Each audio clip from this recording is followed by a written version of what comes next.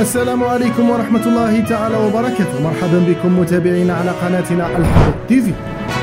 تحية طيبة للجميع وتحية طيبة لكل متابعينا عبر تراب الوطن.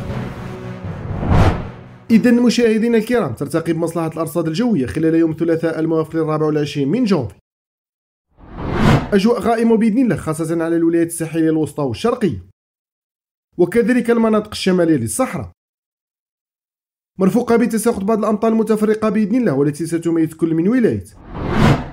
عنابة، سكيكدا، جيجل، بجاية، تيزي وزو، بومرداس، الجزائر العاصمة، تيبازا، البليدة، المدية وكذلك كل من ولاية المنيعة، بشار وولاية النعام.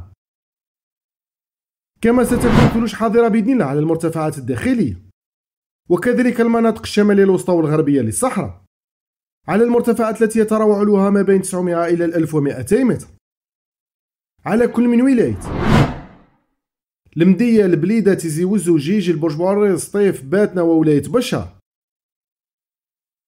كما سنشهد تساقط ثلوج كثيفة بإذن الله قد يصل سمكها يتعدى 20 سنتيمتر والتي ستميز ولاية النعام ابتداء من أمسية يوم الثلاثاء بإذن الله. وستصل هذه الثلوج إلى المناطق الشمالية الوسطى للصحراء خلال فجر يوم الأربعاء بإذن الله، حيث سنشهد تساقط الثلوج على كل من ولاية المنيعة وولاية غرداية. شكرا على المتابعة ولا تنسى الاشتراك في القناة لنوافيكم بكل المستجدات.